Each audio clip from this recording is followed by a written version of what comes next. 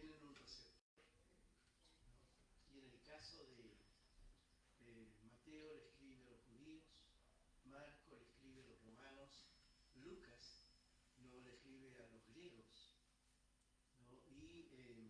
Y el apóstol Juan también escribe a los griegos, aunque se dice de que él escribe a la iglesia en general, pero él está en Efeso, ¿no? En donde él es pastor, ¿no? Y él está desarrollando su ministerio en la iglesia de Éfeso, una ciudad griega. Y los comentaristas dicen de que el gran deseo del apóstol era poder escribir el evangelio para los griegos. El problema que él encontraba es que no había ninguna similitud, no había nada que pudiera ayudarle para poder hablarle a los griegos de una manera en donde ellos pudieran sentir un real interés por el evangelio que él no les quiere compartir. Los griegos no sabían nada no sabían nada del Antiguo Testamento, no sabían absolutamente nada.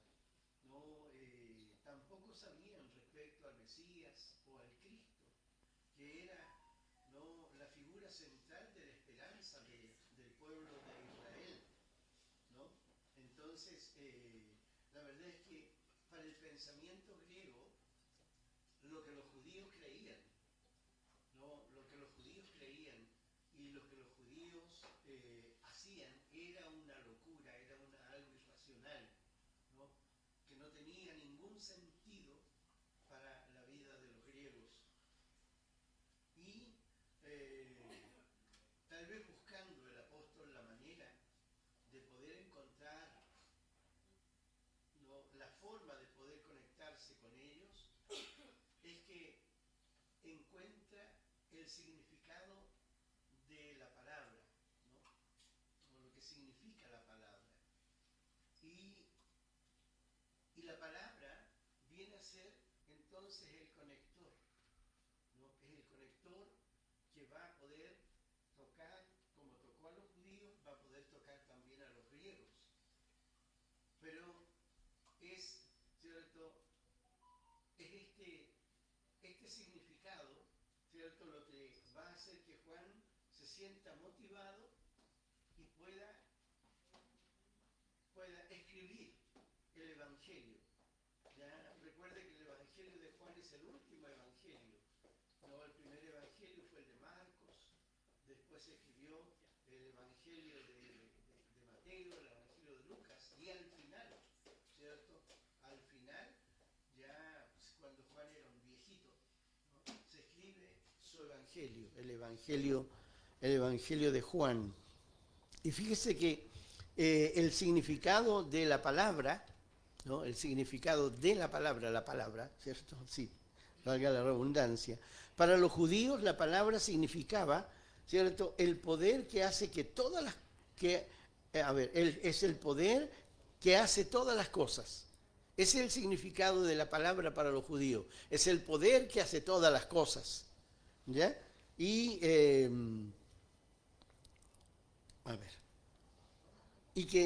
decían los judíos de que cuando la palabra era enviada, salía de la boca, ¿cierto?, de Dios, o salía en la boca de alguien, de un sacerdote, ¿cierto?, esa palabra no se detenía, nadie podía detener esa palabra. Esa palabra iba a ir, iba a avanzar y iba a cumplir, ¿cierto?, el propósito que había tenido la persona que la había dicho. ¿Ya? Y para los griegos, ¿no?, la palabra significaba, ¿cierto?, para los griegos la palabra es el logos, ¿no? Logos es la palabra griega, ¿cierto?, que significa palabra. ¿Ya? Y para ellos el logos, la palabra, es el poder que hace que todo tenga sentido, ¿no? Se lo repito. Es el poder que hace que todo tenga sentido, ¿no?, y que el mundo no sea un caos. Entonces, para los judíos, la palabra, ¿cierto?, es el poder. Y para los griegos, la palabra es la sabiduría, ¿no? Y Pablo usa estas dos, ¿cierto?, conexiones cuando le escribe a los corintios para decirles que Cristo es poder de Dios y Cristo es sabiduría de Dios, ¿no? Porque las cosas comienzan, ¿cierto?, a tener un sentido, ¿cierto?, bajo la dirección del Espíritu Santo. ¿Amén? Entonces, quiero decir, ¿cierto?, en esta noche que pensemos en esto, de que Jesús realmente es la palabra viva, ¿no? Eso es Jesús, la palabra viva, ¿verdad? Hay una palabra que es escrita, ¿cierto? Pero Jesús es la palabra viva. Gloria al nombre del Señor. Pero es mucho más que la palabra viva. Jesús es la respuesta de Dios a la necesidad que el hombre tiene, ¿no? Eso es Jesús, la respuesta de Dios a la necesidad que tiene el hombre. Bendito sea el nombre del Señor. Amén. Entonces, ¿cierto? Les pregunto, a ver si se recuerdan algo de lo que hemos hablado en el mes de febrero. ¿Dónde le falló el hombre a Dios? ¿Dónde le falló el hombre a Dios? ¿Dónde? ¿Dónde le falló el hombre a Dios?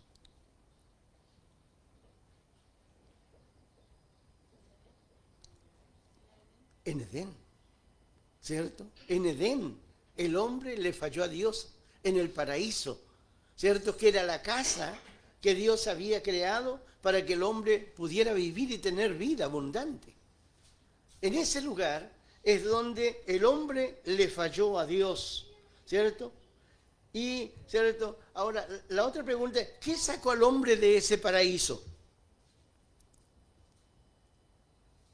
Ahora sí, vale tu respuesta. La desobediencia, ¿cierto? Es la desobediencia la que saca al hombre de ese, ¿cierto?, de ese paraíso. ¿Y cuál es el arma que usó Satanás para lograr este triunfo para él, ¿no? De detener la obra de Dios y de destruir al hombre. ¿Cuál es el arma que usó Satanás? La palabra, ¿no? La palabra, ¿cierto? Eso usó la palabra. ¿Se recuerda lo que hemos estado hablando este mes pasado? Es que, ¿cierto?, la palabra tiene poder, el poder de la palabra. ¿Se acuerda que hemos estado hablando de eso? El poder de la palabra. Entonces, Satanás tiene, ¿cierto?, un triunfo, ¿cierto?, ¿cierto?, al sacar al hombre con el poder de su palabra, ¿cierto? Y, ¿cierto?, ¿cuál entonces fue la respuesta de Dios a la necesidad del hombre? Que es lo que vamos a hablar hoy día. ¿Cuál es la respuesta de Dios a la necesidad del hombre? Lo dije yo recién. Jesús. Jesús es la respuesta de Dios a la necesidad del hombre. Bendito el Señor. Amén. Es cierto que el hombre necesita comer, necesita vestirse, el hombre necesita amor, el hombre necesita un montón de cosas. Pero, ¿cierto?, podemos darle al hombre que coma, podemos darle vestido, podemos darle amor, podemos darle un montón de cosas. Pero si no le damos a Jesús primero, todo lo que nosotros podamos darle realmente no va a llenar su corazón. Lo que realmente va a llenar el corazón del hombre, lo va a cambiar, lo va a transformar y lo va a poner en una posición en donde el hombre pueda ser guiado y bendecido por Dios, es cuando el hombre conoce al Señor Jesús. Bendito el Señor. Amén. Entonces, Dios, ¿cierto? Por eso el texto es, ¿cierto?, que Dios envió a su Hijo al mundo para salvar al mundo. Amén. Quiero que miremos Juan 1.1, por favor, en el Evangelio. Juan 1.1. ¿Qué dice el versículo 1? Sí, alguien que me lo lea. En el principio era el verbo y el verbo era con Dios y el verbo era Dios. Muy bien. ¿Ya? Entonces, en el principio era el verbo. ¿Cierto? ¿Qué es lo que es el verbo? Es la acción de la palabra. Amén. Es una palabra que indica acción. ¿Cierto? Verbos que nosotros usamos comúnmente. Correr, saltar, comer, dormir, jugar, ¿cierto? Son verbos, ¿cierto? Que indican una acción. Entonces, ¿cuál es la acción? ¿Cierto? ¿Cuál es la Jesús es el verbo. ¿Por qué? Porque Jesús es la acción que tomó la palabra que salió de la boca de Dios. Él dijo, voy a enviar a mi hijo, ¿no? Y Jesús, ¿cierto? Vino, enviado por su Padre. Entonces Jesús viene a ser la acción de Dios. Jesús es el verbo. ¿Y qué dice el versículo 1 que hemos leído, que leyó la pastora? Dice que en el principio era el verbo, ¿no? En el principio era el verbo. Entonces, ¿qué dice? Que cuando el mundo comenzó, en el principio, recuerde que el mundo, ¿cierto? El mundo está en medio, ¿cierto? De dos etapas, ¿no? La etapa primaria, en donde solamente existe el universo, en donde existe solamente eternidad. Luego, ¿cierto? Dios crea un mundo y crea al hombre, ¿verdad? Y este mundo que Dios creó tiene, ¿cierto?, un comienzo, pero va a tener también un final. Y cuando llegue el final del mundo, entonces vuelve a existir eternidad.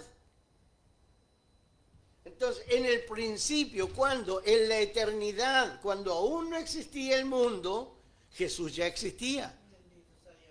Por eso es que el texto dice, en el principio era el verbo, ya existía, estaba. Amén.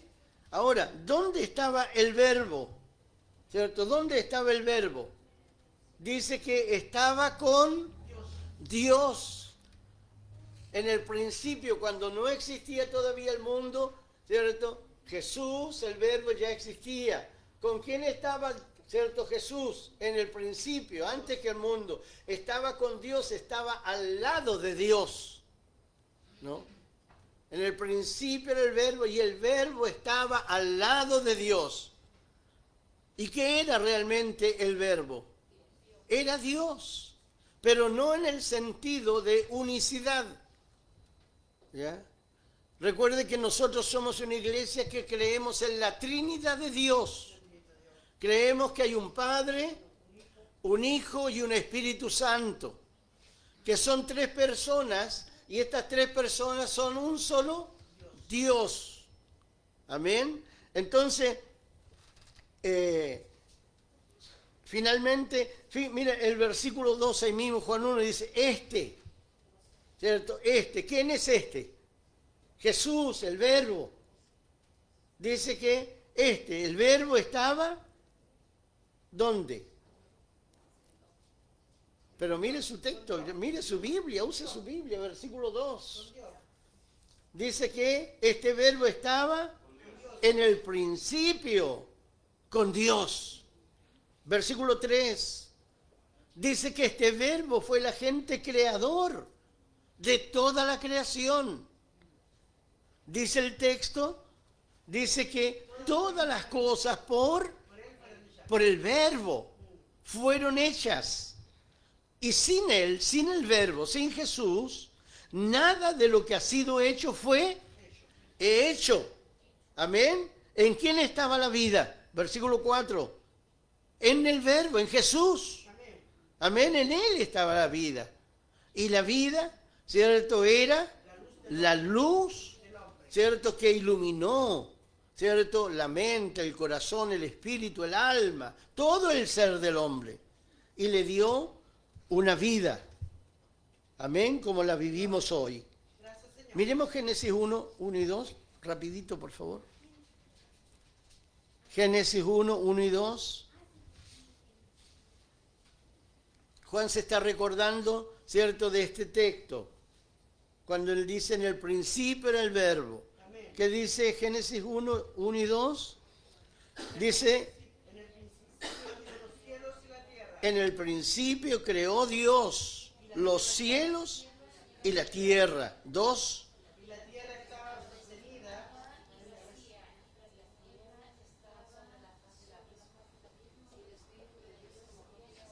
¿Ya? Se movía sobre las aguas, ¿cierto? Así estaba la tierra en principio, desordenada, la tierra estaba vacía, habían solamente tinieblas, ¿cierto?, sobre la tierra, ¿cierto?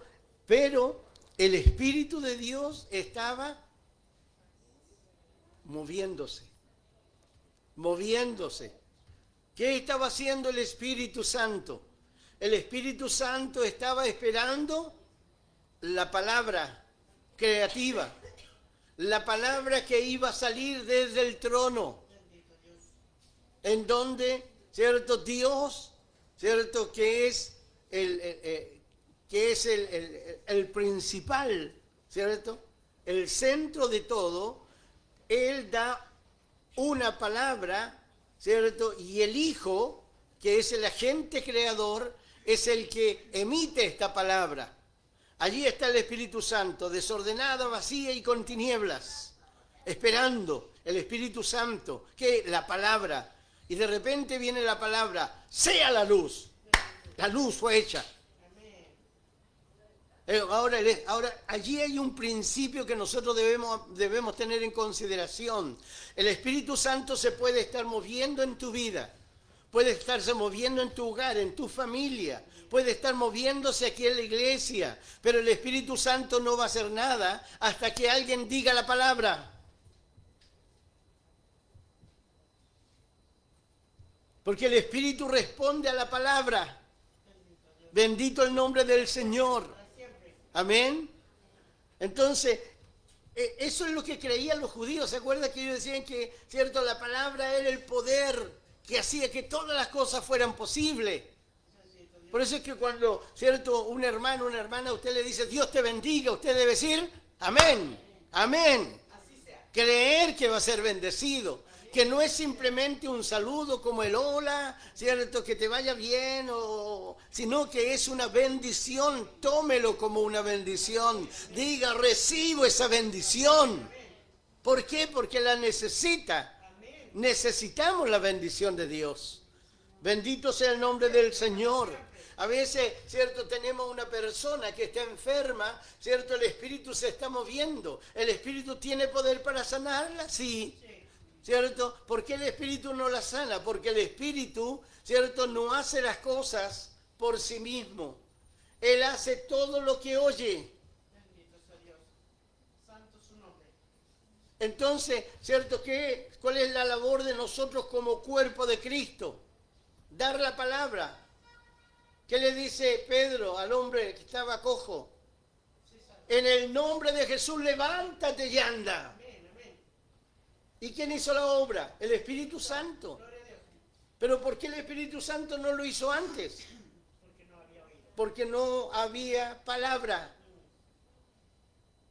Por eso es que le he estado diciendo estos días, en su palabra hay poder. En su boca hay poder. En su boca usted tiene una palabra para dar vida.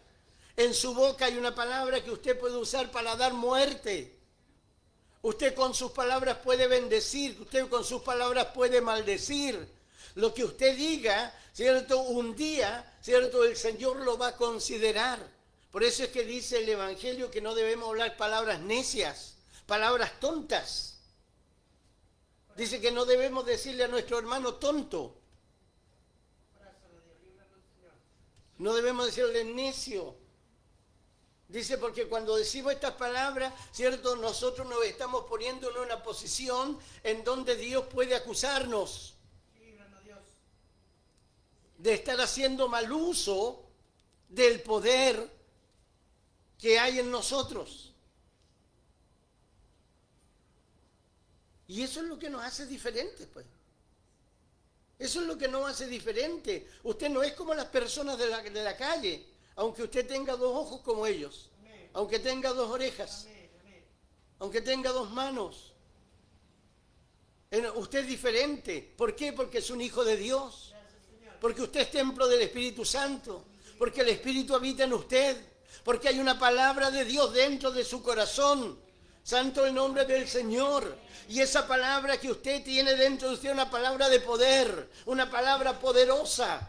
Gloria al nombre del Señor. ¿Qué debemos hacer con las palabras que Dios nos da? Debemos usarlas para la gloria de su nombre, para glorificar el nombre del Señor Jesucristo. Porque de otra manera pasamos a ser, ¿cierto?, simplemente una religión más. Y la iglesia no es una religión, ni está, ¿cierto?, compuesta por gente religiosa, sino que la iglesia es el cuerpo de Cristo. Y los que, ¿cierto?, viven dentro de la iglesia son, ¿cierto?, los cristianos, los cristitos, los que caminamos como Cristo, los que pensamos como Cristo, los que hablamos como Cristo, los que hacemos las cosas como Cristo las hacía. Y eso es lo que hace la diferencia. Porque hoy el mundo hoy está como está, porque no encuentra a la iglesia de Cristo. No la encuentra. Porque los cristianos nos hemos aguado. Ya no, ¿cierto? No es sal, nuestra sal se está diluyendo. ¿Por qué? Porque nosotros estamos pensando como el mundo, hablando como el mundo, vistiéndonos como el mundo, ¿cierto? Estamos queriendo tener las mismas cosas del mundo. Y nos estamos haciendo como el mundo. La ridiculez de un pastor que debe estar en un púlpito predicando, enseñando, haciendo reír con groserías, garabato, con crítica y maldiciones a su propia iglesia.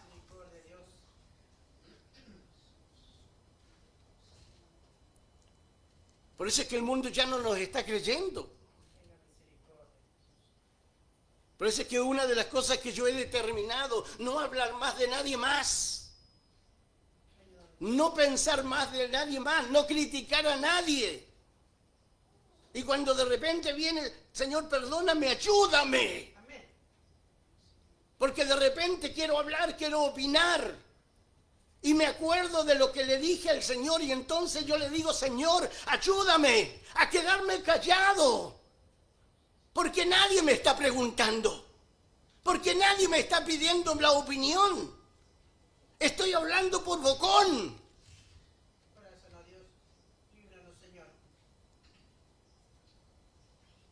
Y cuesta, hermano. Cuesta. Pero somos diferentes. Y somos llamados a ser diferentes. Y nosotros somos los que tenemos que, primero, creer que somos diferentes. Y actuar diferente. Hacer diferente. Pensar diferente. Gloria sea el nombre del Señor. Aleluya. Santo es su nombre para siempre. Amén. La palabra, ¿cierto? Jesús, la palabra viva, ¿cierto? Fue el molde que Dios usó para crearnos a nosotros, para formarnos a nosotros. El Padre, ¿cierto? Habló con el Hijo y el Espíritu Santo y dijeron, hagamos al hombre. Hagamos al hombre. Y determinaron los tres, vamos a hacerlo a nuestra imagen y a nuestra semejanza. Y usaron como molde al Señor Jesús. Él es el molde que Dios usó. Nosotros fuimos hechos a semejanza de Jesús, en la forma del Señor Jesucristo. Él fue un hombre igual que nosotros. ¿Por qué? Porque, ¿cierto?, fuimos hechos a su forma, a su semejanza, pero interiormente nosotros fuimos hechos a su imagen. Bendito Dios. A imagen de Dios. Interiormente, ¿cierto?, nosotros somos como Jesús. La imagen de Dios en nosotros es la capacidad la inteligencia, la capacidad de amar, la capacidad de crear.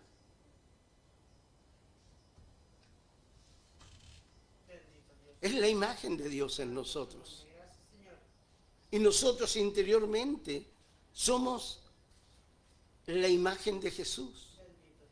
Por eso es que cuando Él venga, no va a haber un gran trabajo para transformarnos.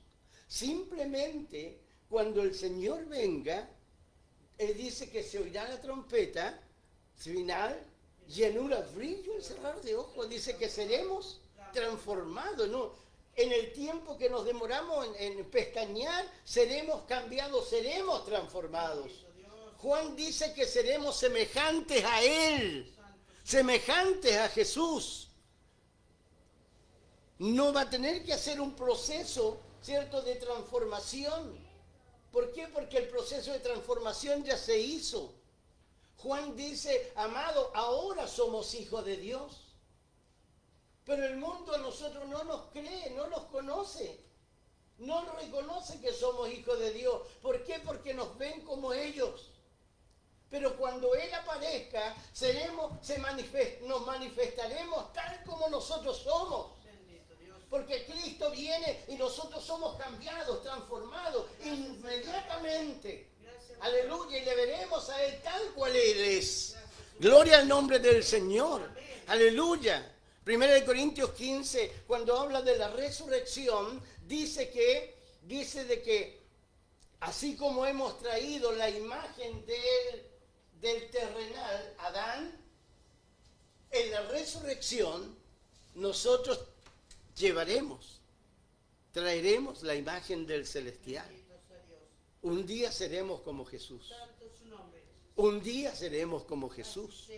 Gloria sea el nombre del Señor. Aleluya. Santo es su nombre para siempre. Amén. Entonces, queridos hermanos, Jesús es la respuesta a la necesidad del hombre. Adán, ¿cierto? Adán cayó en el huerto y en Adán cayó la humanidad completa, ¿no? Por eso es que dice que por el pecado de un hombre vino, por la desobediencia de un hombre vino el pecado, y el pecado trajo consigo la muerte, y la muerte pasó por todos los hombres, ¿no? Por todos los hombres. Nosotros, ya, ponga atención acá, deje el aire tranquilo, ¿no?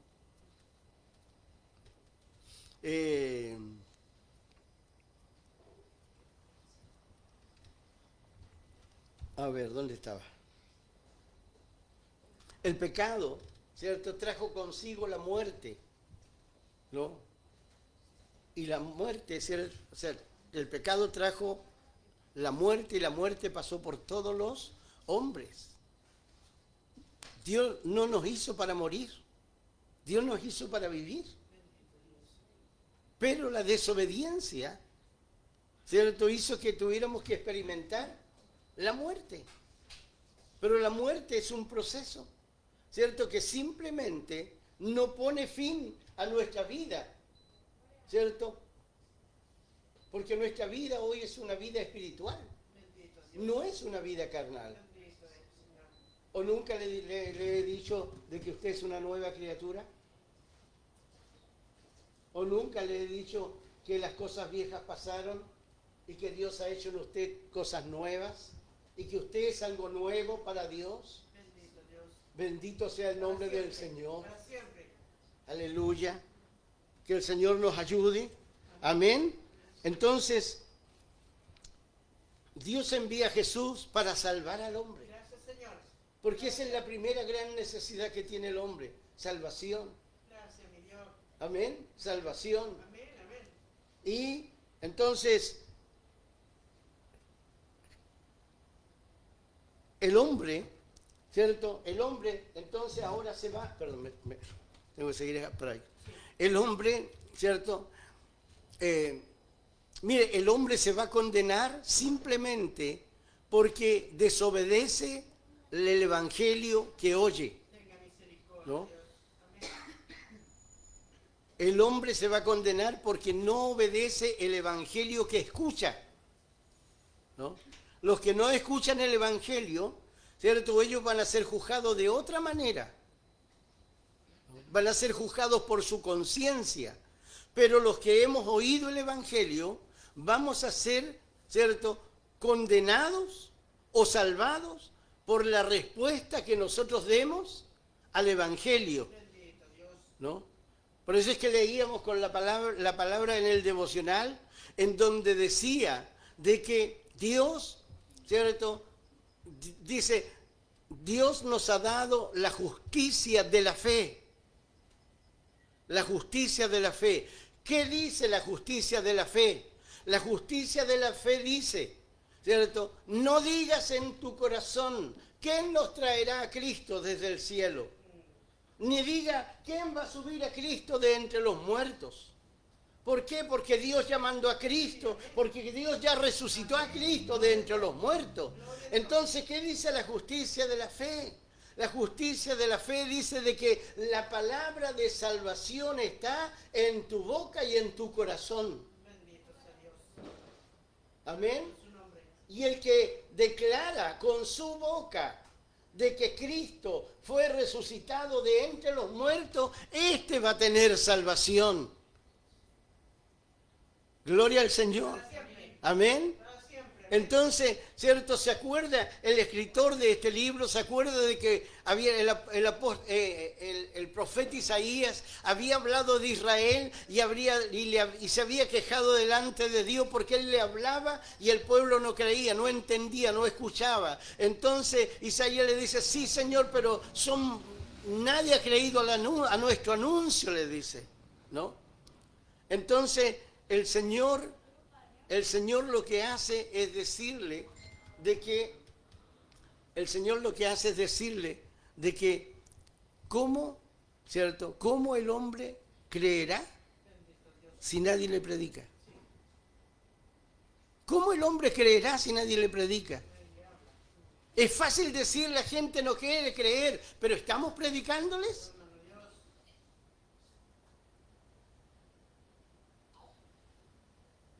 Porque la gente no puede creer si nadie les predica,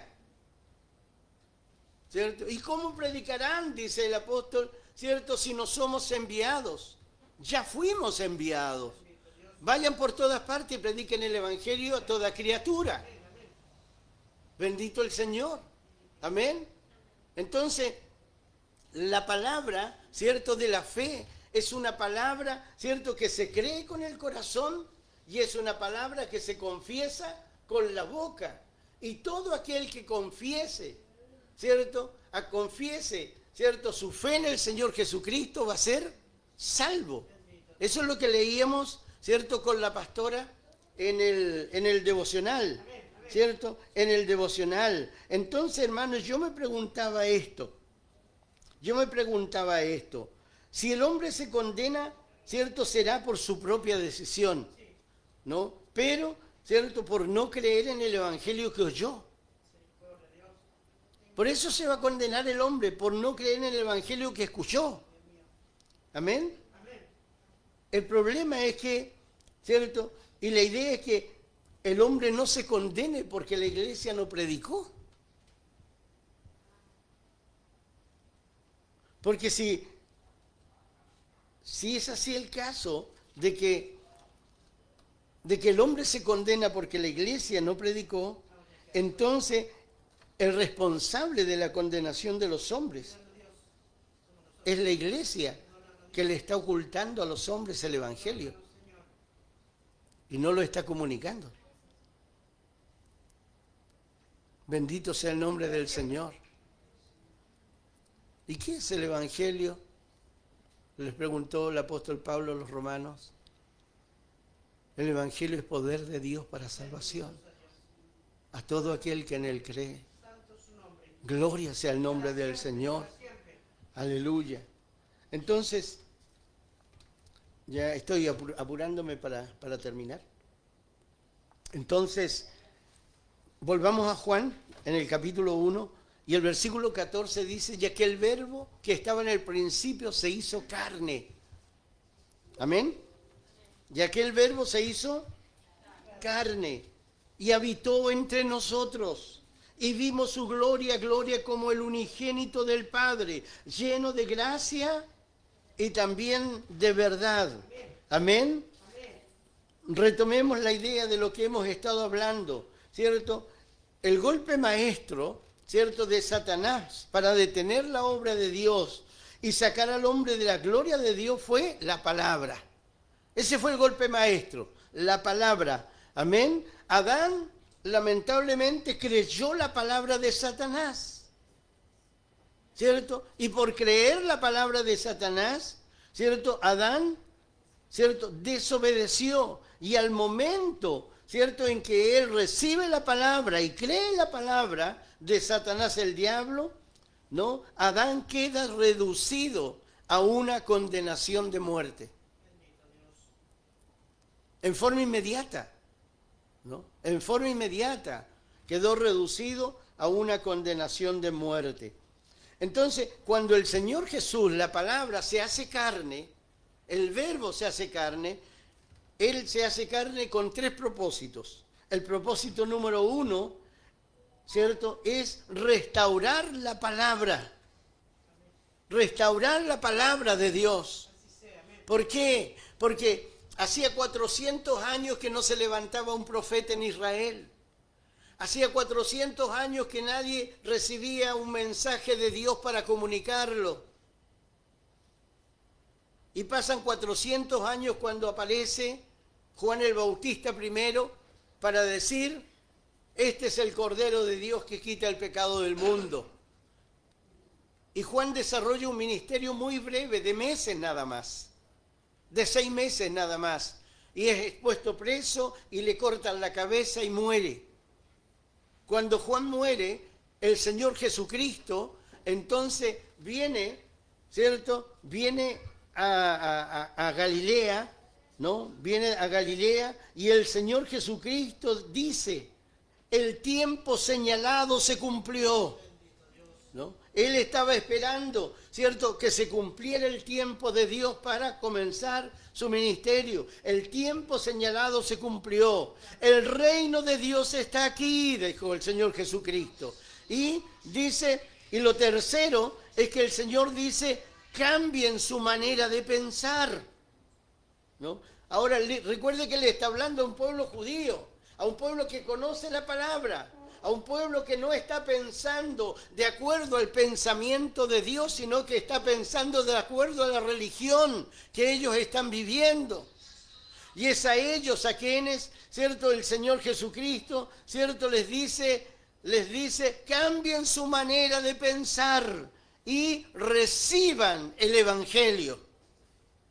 Con aquellas palabras, lo que está haciendo, ¿no? Con estas palabras lo que está haciendo el Señor Jesucristo es restaurar la palabra.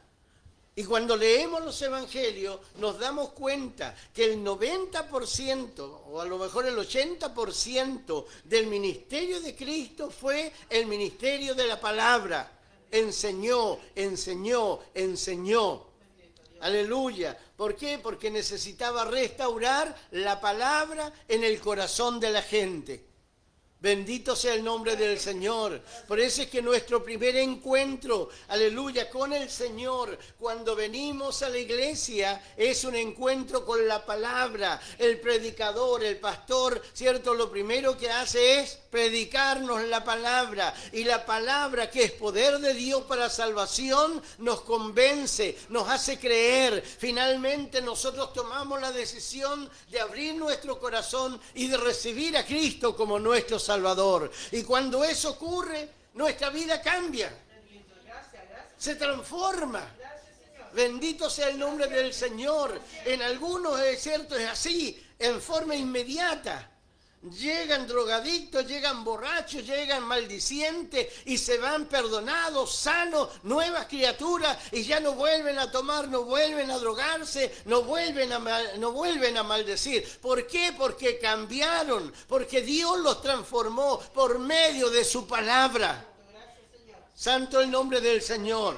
Amén. Entonces lo primero que Cristo hizo fue restaurar la palabra. Lo segundo que Jesús hizo fue mostrar su gloria. Restauró la palabra primero, pero también Cristo empezó a mostrar su gloria. Bendito el nombre del Señor. ¿Por qué? Porque su pueblo, la gente, el pueblo donde él había nacido, se había criado, no creían en él. eran incrédulos. Y cuando él vino a verlos y a estar con ellos, el Señor dice que no pudo hacer ningún milagro ahí por la incredulidad que ellos tenían. Juan dice que sus hermanos no creían en él. ¿No? Los fariseos, ¿cierto? Los fariseos, ¿cierto? Que eran los encargados de recibir, retener la palabra, de enseñar la palabra, tampoco creyeron en él. Y no creyeron en él por esta causa, porque Jesús les hablaba una palabra que ellos no habían oído. Ellos hablaban lo que, ¿cierto? La palabra de los fariseos, ¿cierto? Y lo que ellos enseñaban es lo que Dios dijo en el pasado.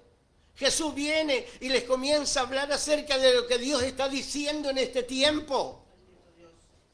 Pero eso ellos no reciben la palabra de Jesús. ¿Por qué? Porque ellos estaban aferrados a lo que Dios dijo en la antigüedad y no en lo que Dios estaba diciendo en ese tiempo presente y oportuno.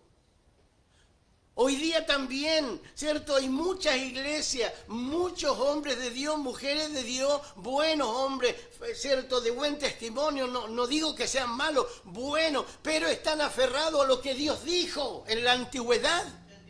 Y no están hablando lo que Dios está diciendo en este tiempo. El escritor de los Hebreos, ¿cierto? Les dice a ellos, ¿cierto? Dios les habló a nuestros padres por medio de los profetas, le dice, pero ahora Dios nos está hablando a través de su Hijo. ¿Por qué? Porque Dios tuvo, ¿cierto? Una palabra, ¿cierto? Que habló antes, el Antiguo Testamento, pero nosotros debemos entender lo que Dios nos está diciendo ahora. No podemos seguir viviendo en lo que Dios dijo. Porque Dios está hablando ahora. Gracias, Señor. Gracias. Cosas diferentes. Gracias. Por eso es que Él dijo, oíste y te fue dicho. Pero yo os digo.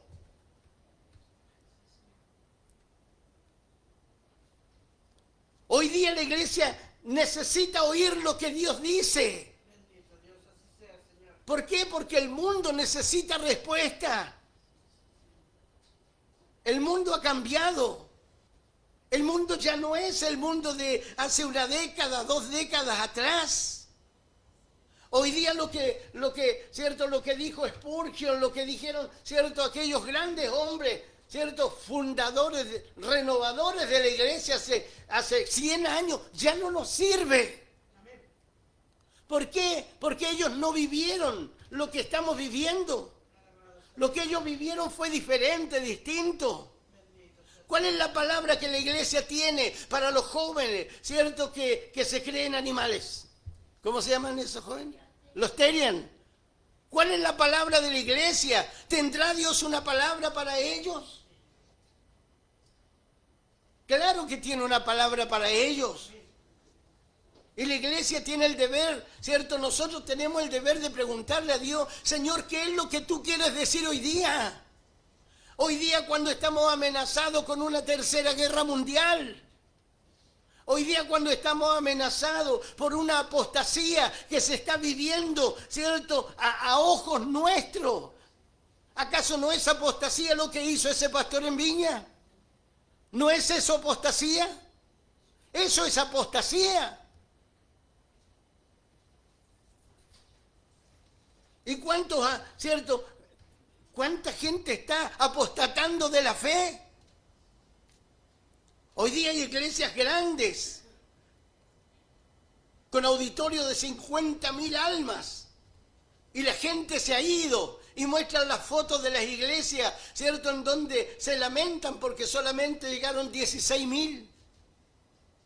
¿Y qué pasó con los otros 40.000 que venían? ¿Por qué ya no están viniendo? Porque hay una apostasía que está, ¿cierto?, manifestada en el mundo.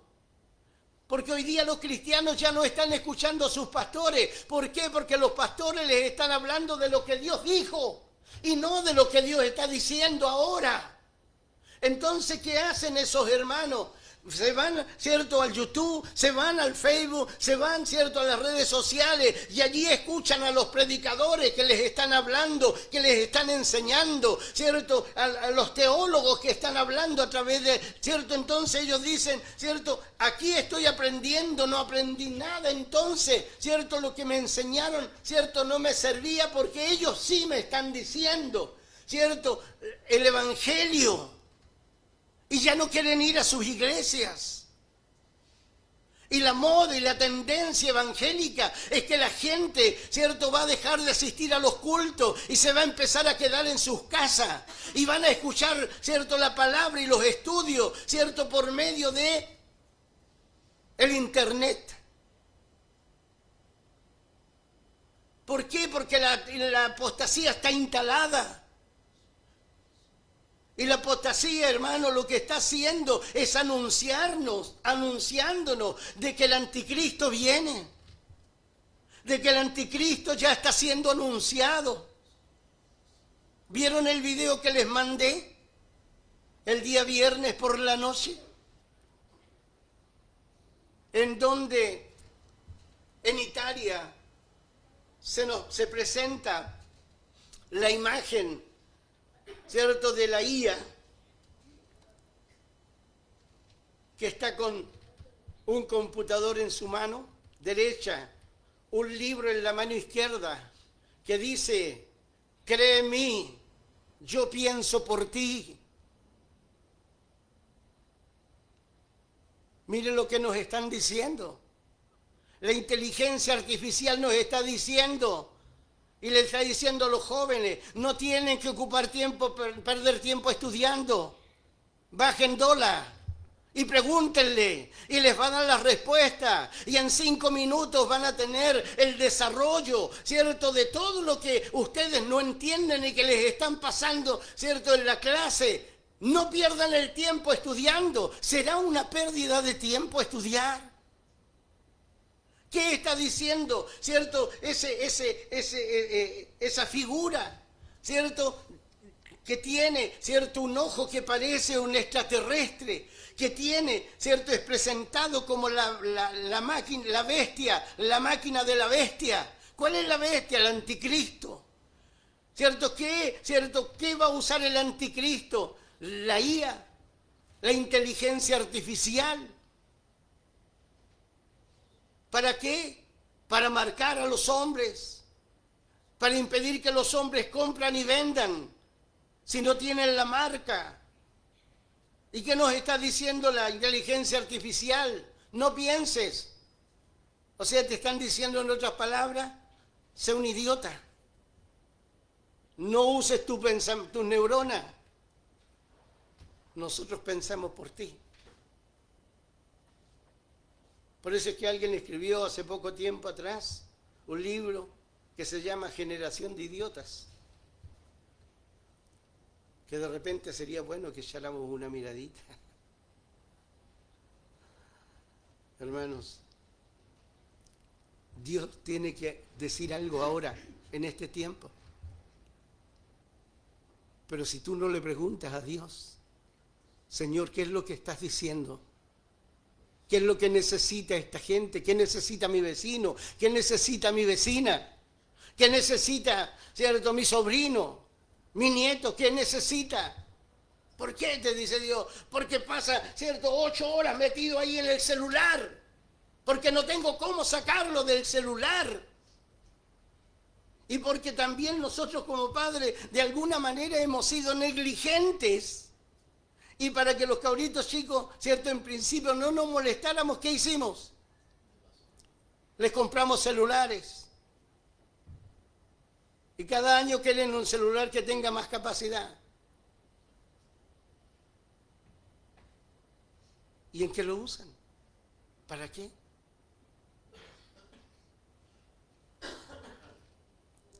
¿Por qué los hombres están humanizando a los animales? Porque el hombre está trastornándose, se está idiotizando. ¿Y por qué los humanos se están haciendo animales?